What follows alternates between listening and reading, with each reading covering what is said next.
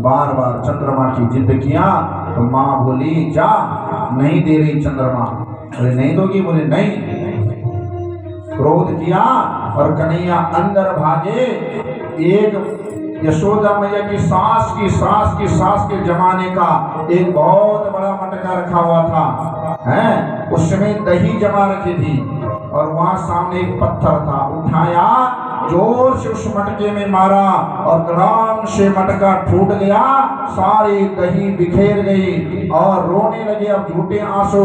कन्हैया की आंखों में जो काजल लगा था, जैसे ही नेत्रों को मला ऐसे लगने लगे जैसे जगन्नाथ भगवान होते हैं। बोले जगन्नाथ महाराज की जय। और फिर माँ यशोदा ने कन्हैया को डांटा। बोले तू बहुत बिगड़ गया। और जब कन्हैया ने देखा कि मेरे से अब गलती हो गई है,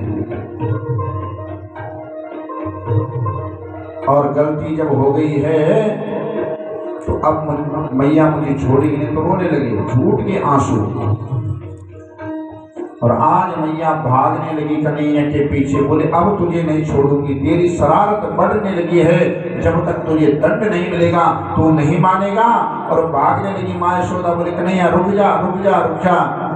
कन्हैया बोले हाँ मैया पकड़ मुझे, पकड़ मुझे। कन्हैया आगे आगे, मैया पीछे पीछे भाग रही हैं। और कन्हैया कहता मैया पकड़ना मुझे, बोले पकड़ मेरा हाथ पकड़।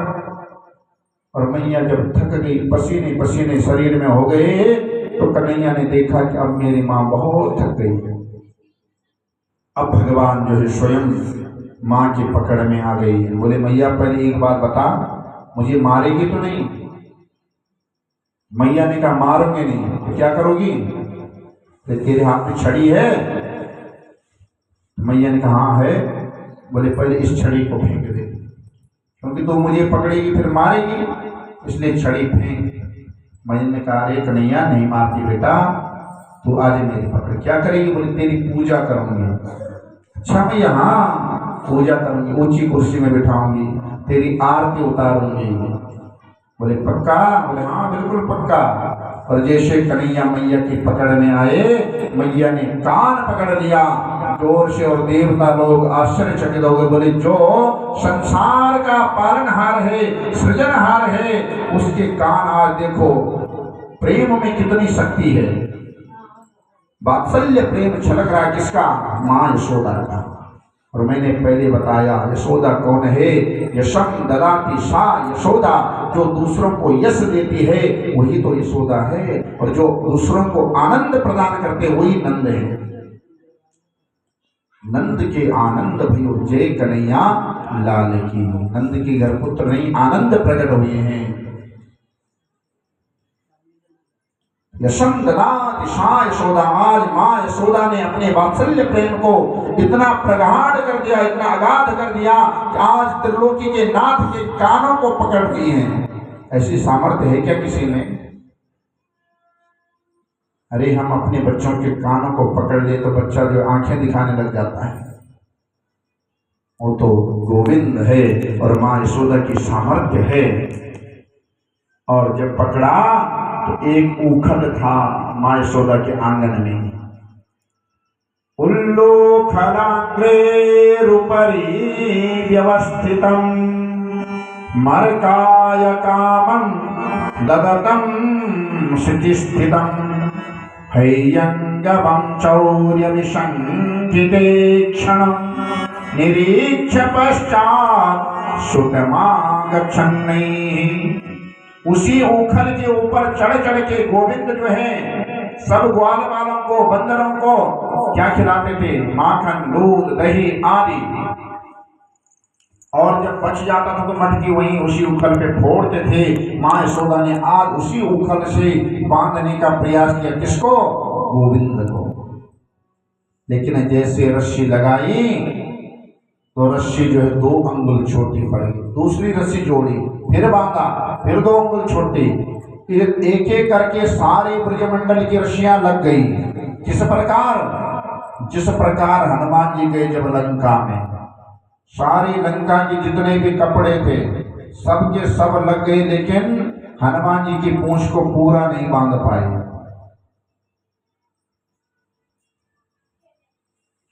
कपि के ममता पूछ पर सबहि कहे समुझाई। तेल बोरी पट बांध पुनि पावक देहु लगाए। बोले बंदरों को अपनी पूंछ बहुत प्यारी होती है, इसलिए इसकी पूंछ पर कपड़े बांधो, तेल डालो और तब क्या पावक देहु लगाए, अग्नि लगा। हनुमान जी ने कहा कोई बात नहीं, मैं भी तुम्हारा गुरु हूं। और जैसे पावक जलत देखी हनुमंता, भयों परम लघु रूप तुरंत छोटा सा रूप बनाया और पूरी लंका को जला दे एक क्षण में। इधर मां यशोदा पूरे ब्रजमंडल की रस्सी लगा ली, लेकिन कन्हैया को नहीं बांध पाई, थक गई। कन्हैया ने कहा मैया मैं बांधू? बोले हाँ बांध।